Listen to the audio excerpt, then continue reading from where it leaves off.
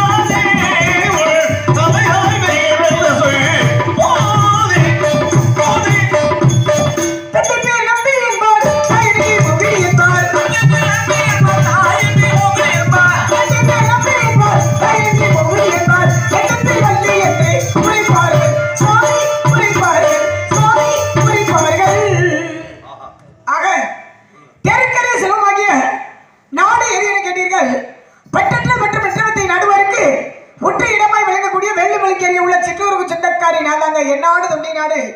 அது மட்டுமல்ல, முல்லையும் குறிச்சியும் முறையிட்டு இருந்து நல்லியாய் பழுத்து நடங்கு துயரத்து பாலை என்பதை வடிவு கொள்ள மங்களமாகிய பாலை முல்லை மருதம் நெய்தல் குறிஞ்சி என்று சொல்வார்கள். அதில் குறிஞ்சி நிலைமை நிலமாகும். அது மட்டுமல்லங்க, மேற்கே புகழமலை நீங்கள மேற்விடக்கா ஆறுக்குரிய நிகழக்கா தெற்கே பினாகமா திக்கில் 20 காலமா. ஒரு காலத்துக்கு 10 மைல், 20 காலத்துக்கு 20 10 200 மைல் சுற்றுலா என்றாலும் ஈசானி என்று சொல்லக்கூடிய மூலையில திணியை விதைச்சிட்டு இருக்கோம். ஆக நாடு தொண்டை நாடு. நிலம் நிலமும் குறிச்சி நிலம். ஊரு சிற்றூர் தலைநகரம் மேற்பாடு கிராமம். தந்தை பெயர் நம்பி தலைவர். தாய் பெயர் எங்க போகணி. உனது பெயர் எனது பெயர் அப்படின்னா எத்தனை பேர் இருக்கு சாமி? எத்தனை பேர்? ஏன்னா காரண பெயர், கருத்து பெயர், தத்துவ இடப்பெயர், பொருவிக பெயர், நடப்பு பெயர்னு சொல்லுவாங்க. இப்ப காரண பெயர் உங்களே கடக வைங்க பூங்குரத்தி ஆளுவாங்க. கருத்து பெயர் அப்படின்னா வெங்கி கரிசி. தத்துவ பெயர் அப்படின்னா விளிமலர். தத்துவ இடப்பெயர் விளிமலர். ஆக பூர்வீக பெயர் அப்படின்னா சுந்தரவல்லி, நடப்பு பெயரும் வள்ளி. வந்தது நோக்கம் காவல், அமைத்திருப்பது பருவம், அடைந்திருப்பது பருவம். இதை பற்றி முழு பருவம் என்பது சித்திரம்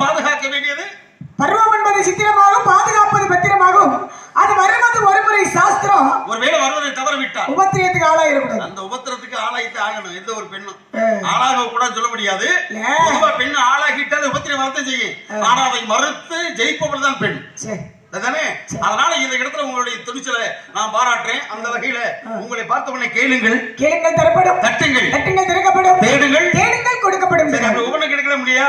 கேட்டவனை கொடுத்தவன் யார்? கேட்டவனை கொடுத்தது கருணாகப்பட்டவர். கேட்காமல் கொடுத்தவன், கேட்காமல் கொடுத்தவர் பாரிவல்லர். செத்தம் கொடுத்தவன், செத்தம் கொடுத்தவர் சீதகாதி. கொய்து கொடுத்தவன், கொய்து கொடுத்தவர் குமரவல்லர். ஒரு புறாவுக்காக தன் சதையை எடுத்து கொடுத்தானே சிவி சக்கரவர்த்தி. ஒரு இறைவனுக்காக கண்ணை கொடுத்தானே அது திண்ணப்ப நாயனார். ஒரு பசுவின் கன்றுக்காக தன்னுடைய மகனை தேர்காலிட்டு கொன்றானே மனுநீதி சோழன். வார்த்தைகளா எத்தனையோ விஷயங்களை எத்தனையோ பேர் கொடுத்திருக்காங்கல்ல.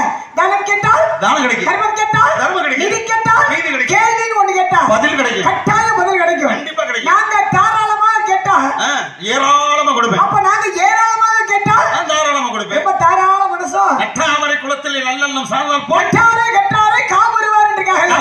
காமருன்றத மாத்து, முருகா முருகா முருகா முருகா முருகான்றத ராமரான்றத மாத்து, ராம ராம ராம ராம ராம ராம அப்படின்வாங்க. வாசி வாசின்றத மாத்து, வாசி வாசி என்றாலே சிவா சிவா சிவா சிவான்வாங்க. தாசி தாசி தாசி சீதா சீதா சீதா சீதான்வாங்கல்ல. பாத்தீங்களா? அரபு அரபு முதல்ல அரபு மரபு முதல்ல கிண்ணறமாகுமா. ஒரு தேங்காயும் கல்லு போதுறா, தேங்காயும் கல்லு போதுனா தேங்காய் உடையும் இல்ல. தேங்காயா நீங்க இல்ல கல்லா? இல்ல தேங்காயோ கல்லோ, ஆனா ரெண்டு உடைச்சாதானே சிறப்பு. பாருங்களே, தேங்காய் உடைக்கிறது சரி சரி, ஆனா உடைக்காத ஆலயம் ஒண்ணு இருக்கு. அது எல்லோருக்கும் தெரியும், நிறைய பேசிருக்கோம். ஸ்ரீரங்கம். ஸ்ரீரங்கத்திலே ரங்கநாதருக்கு அதாவது அவர் நித்திரை கலையக்கூடாதுன்றக்காக பாறைகடையை பள்ளி கொண்டார். உங்க பாட்டே நாராயணி. ஆமா, அவருடைய நித்திரை கலையக்கூடாதுன்ற காரணத்துக்காக வெளியிலவே தேங்காயை உடைச்சு மூன்றாவது சுற்று பிரகாரத்திலே அதை உடைத்து திருவி அந்த தேங்காய் பூவை நைவேத்தியம் படைப்பார்கள், அபிஷேகம் பண்ணுவாங்க. இது எல்லோருக்கும் தெரிஞ்ச விஷயம். நிறைய விஷயங்கள் இருக்கு. தேங்காய்னு ஒரு முற்றுப்புள்ளி வச்சிருக்கீங்கல்ல, நான் ஒரு சின்ன உங்கள்கிட்ட விவரம் கேட்கலாம்னு நினைக்கிறேன். ஏன்னா இப்ப ஏற்பட்ட பகுதிக்கும் இப்ப ஏற்பட்ட தொகுதிக்கு வரணும்னா ஒரு தகுதி வேணும். தகுதி வேணும்ல? நீங்க தகுதியான ஆளு. த என்றால் தன்னம்பிக்கை, கு என்றால் குறிக்கோள், தி என்றால் திட்டமிடல். ஆக தன்னம்பிக்கையோட குறிக்கோளோட திட்டமிட்டு வந்திருக்கீங்க. அப்படிதானுங்க? இப்ப வாழ்க்கையில வருவது போவதுன்னா அதுதான் இன்பமும் துன்பமும். வந்தால் போகாதது புகழும் பழியும், போனால் வராதது மானமும் உயிரும், நம்முடன் வருவது பாவமும் புண்ணியமும், அடக்க முடியாதது பசியும் தாகமும், தவிர்க்க முடியாதது துக்கமும் கோபமும், எல்லோருக்கும் சமமானது பிறப்பும் இறப்பும். இப்படி வாழ்க்கையில இரண்டாக பிரிச்சிருக்காங்க. ரெண்டு தான். அது மட்டும் இல்ல, நாள் 2, வாரம் 2, மாதம் 2, வருடம் 2. அந்த 2க்கு ஒரு சிறப்பு இல்ல, இந்த 2க்கு சிறப்பு இருக்கு. ஏன்னா ஒரு நாளைக்கு ஒரு மனிதனாகப்பட்டவன் யாராக இருந்தா சரி 2 முறை கழிவு என்பதை மலஜலத்தை கழிக்கலாம் கண்டிப்பான முறையில. உடல் நோய் வெடி இல்லாம இருக்கலாம். அப்போ ஒரு நாளைக்கு 2 முறை கழிவுகள் இருக்கிறது. வாரம் 2 அப்படின்னா புதன்கிழமையும் சனிக்கிழமையும் எண்ணெய் வச்சு ஸ்நானம், எண்ணெய் வச்சு குளிக்கணும், உடலை தட்பவெப்ப நிலைக்கு ஏற்றவாறு தக்க வச்சுக்கிறதுக்கு. அதே மாதம் 2னா ஒரு கணவன் மனைவி புருஷன் கொண்டாட்டி குடும்பத்தில் இல்லற வாழ்வில் ஈடுபடுவது 15 நாளைக்கு ஒரு முறை தினம். நான் சொல்லல, சாத்திரங்கள் சொல்லுது. ஆனா நம்மால் அப்படியா இருக்கியா? சரி இருக்கட்டும், அது அவரவே விருப்பத்தை போட்டு பாரு, என்ன கையை கட்டுறாரு, அது அப்படியே போகட்டும்ன்றாரு. ஆனால் வருடம் 2 அப்படின்னா 6 மாதத்துக்கு ஒரு முறை என்ன செய்யணும்? அப்படியே பேதிக்கு சாப்பிட்டு உடம்புல உள்ள கழிவுறுப்புற வெளியேற்றிட்டோம்னா 100 ஆண்டுகளுக்கு நோய் இல்லாம வாழலாம். இது வாழ்க்கை தத்துவத்தில் 2 வருது. கணக்கு இருக்கு. ஏன்னா ஒவ்வொரு விஷயத்துக்கும் ஒவ்வொரு விளக்கம் உண்டு இருக்குல்ல. ஒரட்டில் ஆடாத ஆட்டம், இரட்டில் கற்காத கல்வி, மூவட்டில் நடவாத திருமணம், நாலட்டில் பிறவாத பிள்ளை பேர், ஐந்தட்டில் தேடாத செல்வம், ஆறட்டில் சுற்றாத உலகம், ஏழட்டில் பண்ணாத தியானம், எண்ணத்தில் அடையாத ஓய்வு. மனிதனுடைய வாழ்க்கை 8க்குள்ளே அடக்கம் செய்ய வச்சிருக்காங்க. ஒரு அட்டிலமா ஆட்டது 8 தானே, எல்லாமே 8க்குள்ள அடக்கம் தானே. எண்களை காட்டில் விசித்தியமான வித்தியாசமான எண்ணு கூட 8 தான். உண்மைதாங்க. 1ன்னு ஆரம்பிக்கும் போது முடிஞ்சிரும். ஏன்னா 1ன்னு ஆரம்பிக்கும் பொழுது மேலே ஆரம்பித்து கீழே முடியுமா? அப்ப 1 2 3 4 5 6 எழுதும் பொழுது 7 வரைக்கும் எழுதி பாருங்க, மேல ஆரம்பிச்சு கீழே முடியும். ஆனா 8ன்னு ஆரம்பிக்கும் போது தான் மேல எப்படி ஆரம்பிச்சோமோ அதே மேல கொண்டு போய் முடியும், மறுபடியும் முடிஞ்சிடும். ஆமா, அதனாலதான் 8க்கு அவ்வளவு ஒரு பெருமை இருக்கு, மகத்துவம் இருக்கு, இதெல்லாம் நிறைய இருக்கு. இப்ப அஷ்டமா சித்துக்கள் என்பது எத்தனை? அது 8 தான். 8 தானே. அப்ப 8க்கு பேர் என்ன? அனிமா, மகிமா, லகிமா, கரிமா, பிராப்தி, பிரகாமி, ஈசத்து, வசித்துவம். அஷ்டமா சித்துக்கள் மட்டும் கிடையாது. இந்த உலகம் என்று சொல்லக்கூடிய உருண்டைகளை கண்டுபிடித்த விஞ்ஞானி உள்பட இது திசைகள் என்பது 4, திக்கு என்பது 8. திசையை பார்த்தாத்தே 4 வரும், திக்க பார்த்தா 8 வந்துடும். ஏன்னா கிழக்கு மேற்கு வட தெற்கு வடக்கு. நீங்க சொன்ன ஈசானிய மூலை, ஈசானிய மூலை, அக்னி மூலை, வாயு மூலை, வர்ண மூலை, 4 மூலை. அப்ப 4 திசை 4 மூலை சேர்த்தா மொத்தம் 8. 8 கிளாஸ் சிறப்பு எங்கேயுமே இல்லையே. கண்டிப்பா 8க்கு சிறப்பு இருக்கு, 9க்கு சிறப்பு இருக்கு. அது நிறைய இருக்கு, நிறைய பேசலாம். இல்ல எண்ணிக்கையில் வரும்போது நவரத்னங்கள் வரும்போது நவகிரகங்கள் வரும்போது அப்படி 8 அப்படி பார்த்தா நவகிரகங்கள் தானே சுத்துது. 9க்கு அவ்வளவு பெருமை இருக்கு. யுகங்கள் கணக்கு சொன்னோம்னா அதுக்கே 9க்குள்ள அடக்கம் சொல்லி பிடிச்சிருக்கோம். எப்படி யுகத்தை சொல்லுவீங்க நீங்க? யுகங்கள் எடுத்துக்கிட்டா யுகங்கள் என்பது எத்தனை? 4. 4 யுகத்துக்கு பெயர் என்ன? கிரேதாயுகம், திரேதாயுகம், துவாபர யுகம், கலியுகம். கிருதாயுகம், திரேதாயுகம், துவாபரிகம், கலியுகம். கிருதாயுகத்துல நடந்தது என்ன கதை? அதுதான் ஹரிச்சந்திரனுடைய. திரேதாயுகத்திலே ராமாயணம், துவாபரிகத்திலே மகாபாரதம், கலியுகத்திலே கந்தபுராணம், பின்னாலே வந்தது ராமாயணம், மண்ணாலே வந்தது ராமாயணம் அப்படின்னு இருக்காங்க. அப்படின்னு சொல்லக்கூடாது. மாத்தி சொன்னா அப்படி சொல்லணும்ன்றீங்க. வாங்க. மண்ணால வந்தது மகாபாரதம், பின்னால வந்தது ராமாயணம். சரி, எதுக்கு சாமி நம்ம உள்ள கொண்டு வர? காட்டி கொடுங்க. விஷயம் இருக்குல்லங்க. சரி வாங்க. இளைமறை காய்மரன் ஒண்ணு இருக்கு. சரி சரி. வாதி பிரதிவாதி ஒண்ணு இருக்கு. யாகாவா ராயினும் நாகாக்க காவாக்கள் சோகாப்பர் சொல்லிலுக்குப்பட்டு எப்பொருள் யார் யார் கேட்பினும் அப்பொருள் மெய்ப்பொருள் காண்பது அறிவல்லவா. தீனா சுட்டப்பன் உள்ளாறு மாறாது நாவினால் சுட்ட வடி நெல்ல கொட்டுனா நெல்ல கொட்டுனா சொல்ல கொட்டுனா அள்ள முடியாது. பசித்திரு தனித்திரு விழித்திருக்காங்க. பசித்து தனித்து விழித்து இருந்தால் பணிவு வரணும். ஏன்னா பணிவு இருக்கும்போது அதாவது பதவி இருக்கும்போது பணிவு இருக்கணும். அந்த பணிவிலையும் துணிவு இருக்கணும்ல. அந்த துணிவாற்றல் என்ற எப்பொழுதுமே அதிகமா இருக்கும். துணிவு இல்லாத ஒரு கோலப்பேட்டை போய் பதவி கொடுத்து நாட்டு ஆடன விடுவானா, நாட்டு போயிருவானா? அப்ப அது மாதிரி உங்களுக்கு அந்த இடத்துல துணிவு இருக்கிறதுனால தான் நமக்கு பதவின்னு ஒரு இடத்துல. அதுதான் உண்மை. அதுதானே உண்மை. உண்மாவா? சரி இருக்கணுங்க.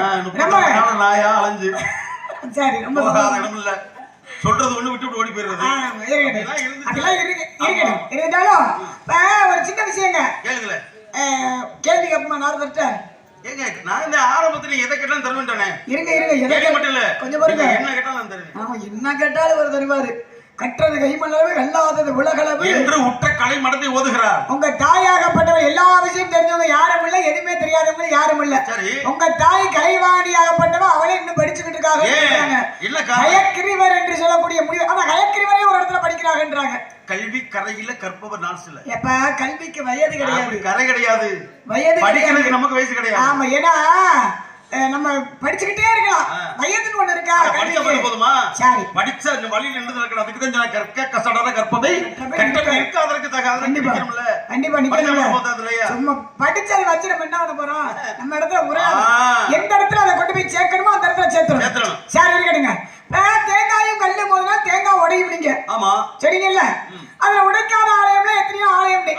நான் கேட்கிறேன், தேங்காய் நீங்க பொதுவா இங்க இருக்கக்கூடிய சாமி என்ன சாமி? வாழவந்தன் அம்மன். ஆமா ஆமா அம்மன். இந்த வாழவந்தன் அம்மன் கோவிலுக்கு போறோம் அப்படின்னம்னா எத்தனையோ அபிஷேகங்கள் உண்டு. பால் அபிஷேகம், நெய் அபிஷேகம், தேன் அபிஷேகம், குங்கும அபிஷேகம், சந்தன அபிஷேகம், இப்படி நீரால அபிஷேகம்லாம் எத்தனையோ அபிஷேகம். ஆனா அபிஷேகமே இல்லாத ஆலயம் ஒரு ஆலயம் இருக்கு. அது எந்த ஆலயம்? அதுதான் திருச்சி சமயபுரம் மாரியம்மன்.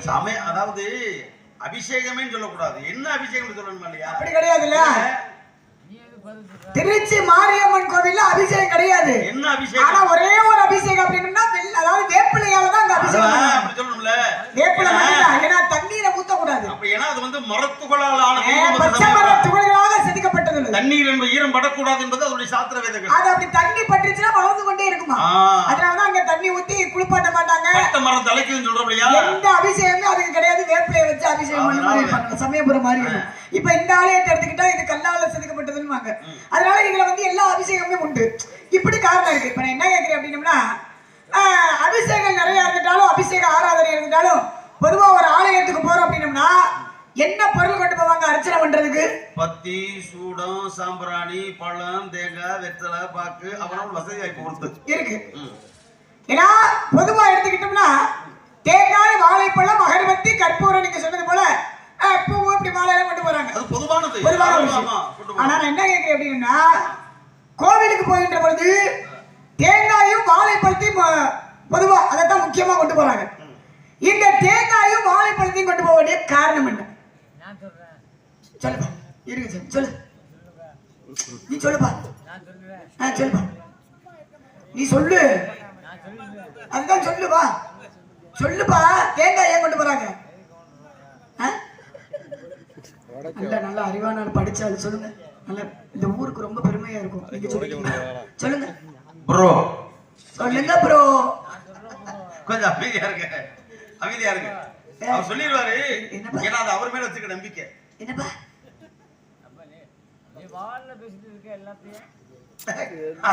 தர்க்கம் போறேன். நான் பாட்டுல பேசிட்டு இருக்கேன் எல்லாத்தையும். அப்படின்னா நான் பாட்டுல பேசாம அப்புறம் நான் கூட கையை கட்டி நிக்கவா? நீங்க பேசுறதெல்லாம் கேட்டுட்டு இருக்கவா?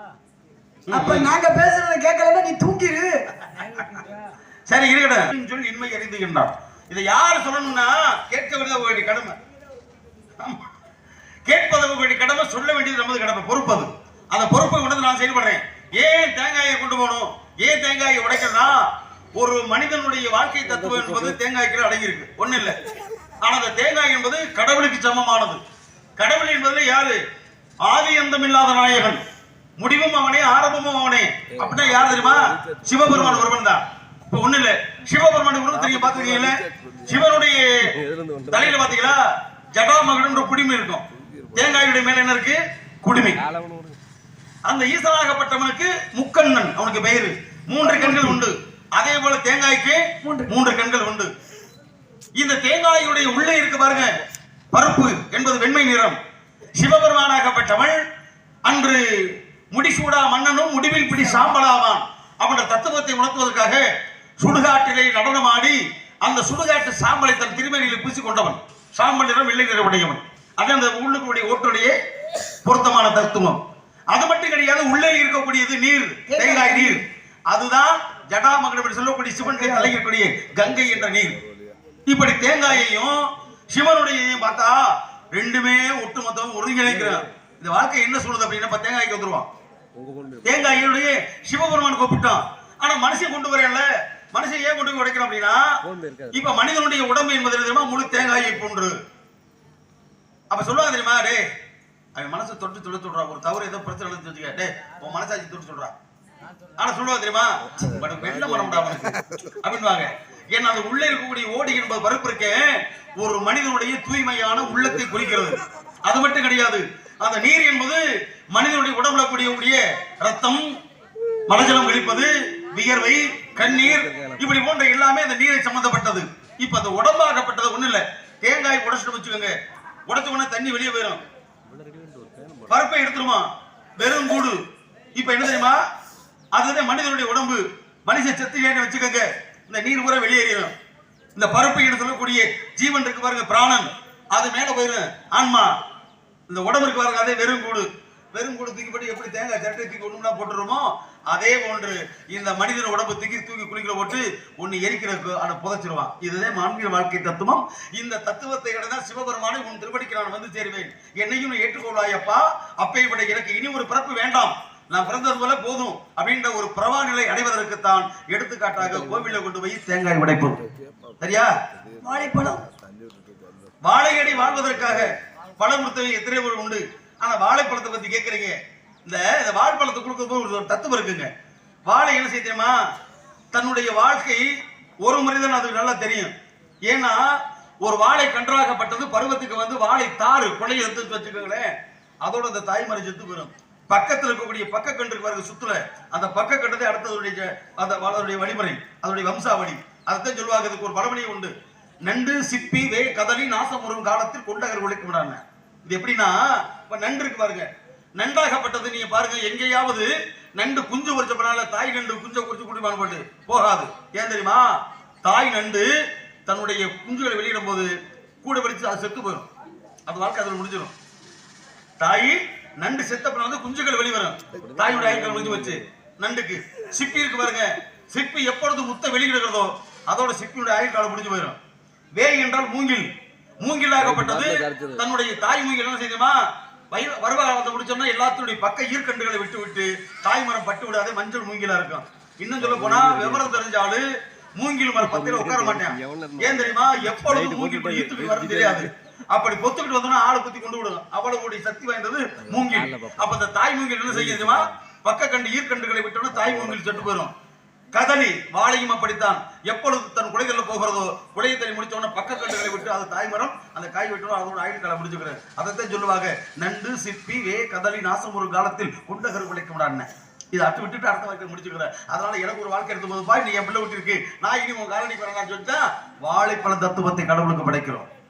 இதை தேங்காய் வாழைப்பழம் படைக்கிறதுக்கு தத்துவம். சொல்லிட்டாரா? ஆமா அவர் சொல்லிட்டாரா? ஆமா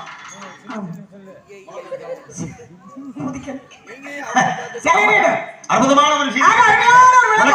ஆமா ஜோரா கை தட்டுங்கப்பா. மைக் எடுத்துக்கிட்டு ஒரே அடி பேசாம உட்காந்து மண்டை தெரிச்சு போயிரும். எப்படியோ உங்க ரெண்டு பேருக்கு ஏதோ ஒரு முன்ன வரும். இருக்கும் போல இல்ல விட்ட போற தொட்ட கிடைக்குவாங்க இல்லையா? சொல்லுங்க சாமி, அருமையான ஒரு விளக்கம் சொல்லுங்க. ஏன்னா இது மாதிரி நீங்க 1000 விஷயம் கேட்கலாம். காலம் கருதி இருப்பர் கலங்காது ஞாலம் கருது போகிறார் வள்ளுவன். அந்த காலத்தை சிறமை கொண்டு, ஏன்னா பருவத்தை என்ன செய்யணும்? பருவத்தை பயிர் செய்யணும். ஆடிப்பட்டம் தேடி விதிக்கணும். அப்பத்தே அம்மோக வெளிச்சம் கிடைக்கும். கண்டிப்பா. பட்டம் தவறுனா நஷ்டமாகும். காற்றுற போது தொட்டிக்கோள் கதவு இருக்கும் பொழுது பருவம் இருக்கிற பொழுது பக்குவமா இருக்கணும். வறண்ட நிலத்துக்கு தேவை தண்ணீர் தேவை. இருண்ட வீட்டுக்கு வெளிச்சம் தேவை. ஒரு பருவம் முடிஞ்ச பெண்ணுக்கு பருவமடைஞ்ச பெண்ணுக்கு என்ன தேவை? என்னதான் தேவை? என்ன சொல்றீங்க? என்னதான் தேவை? அவதார் நீ வர சொல்லிருவே போ. அப்படியா? உஹுதா கலரிப்பன் உனக்கு யாரு அப்பன்? அடாடா உஹுதா. சாமி என்ன பாடல் பாடுறீங்க? என்ன இது பாடல்? இந்த பாட்டு தெரியாதா? இல்ல என்ன பாடுறீங்கன்னு கேக்குறீங்க. ஊதா கலர் ரிப்பன் இந்த பாடல் நீங்க இப்ப பாட போறீங்க. ஒரு சாமியார் இந்த பாடல் பாடலாமா? தோல்ல வாழ வந்து அந்த திருவிழாக்கு நான் ரிப்பன் விக்க வந்திருக்கேன். அப்படி இல்லமா? ஏற்கனவே வந்திருக்க முருகன் பலூன் விக்க வந்திருக்காருன்னு சொன்னாரு பத்த வெட்டிக்காரு. அப்படியா? இப்ப அதனால வந்திருக்க முருகன் 8 மணிக்கு வருவாருன்னு சொன்னேன். 8 மணிக்கு வர்றாருன்னு ஏன் ஊருக்குள்ள பலூன் விக்க வந்தாரான்னு அவர் கேட்டாரு. இப்ப நீங்க ரிப்பன்றீங்களா ரிப்பன் விக்க வந்திருக்கீங்களா? அந்த யூதா கலர் ரிப்பன் இருக்குலையா அந்த பாட்டு அது உங்களுக்காக போடுற மெட்டு. மெட்டா? எங்க ஐயா வரிச்சு ஒரு பழனியப்பன் போடுவாங்க. உனக்கு புருஷே அவன் தான் தமிழரசே. தமிழரசா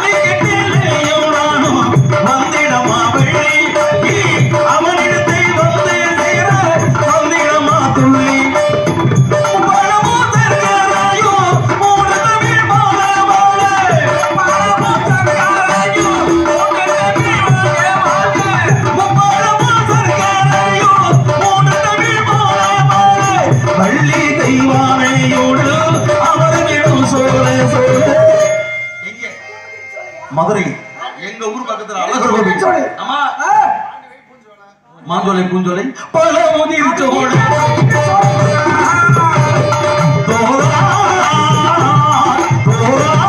உனக்கு புருஷே தமிழரசே எங்கள் மணியவனுக்கு நீ மாலசூடனும் எங்கள் மணியவனுக்கு மால பாடணும்.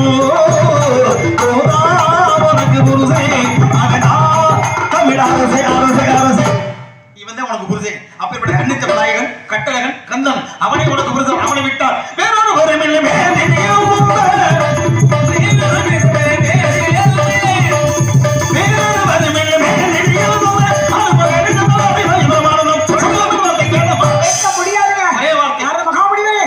நீங்க என்ன வார்த்தை சொல்றீங்க?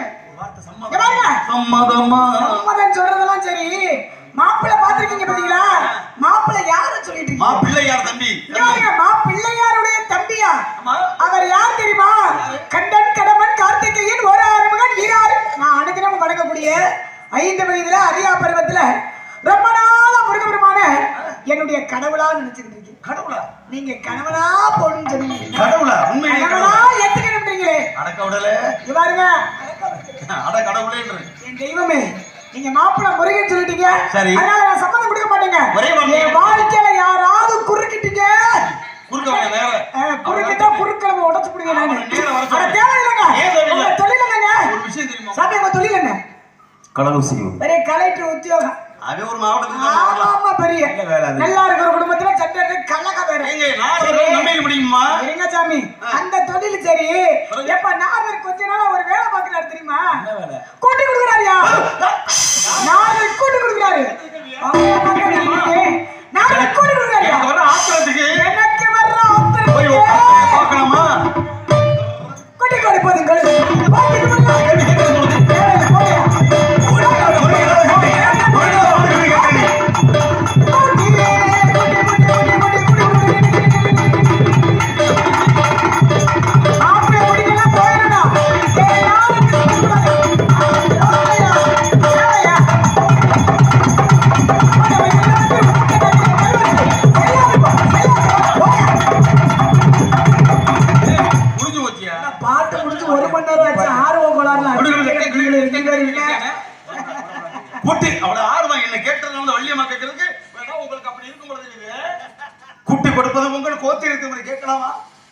எல்லாருக்கும் இதை கொடுக்கலாம்.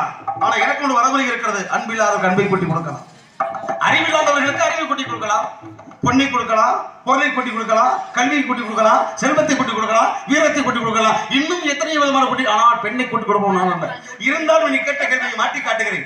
அதிகாலை சூரியன் அஸ்தமனம் ஆவதற்குள் உனக்கும் எம்பெருமான் கந்தனுக்கு மனமெடுத்து காட்டுகிறேன். அப்படி இல்லை என்றால் அடியே நாரத மகிழ்ச்சி இல்லை. வருகிறேன். சத்தியம் வரட்டுமா? பைத்தியம் வருகிறேன். சத்தியமாக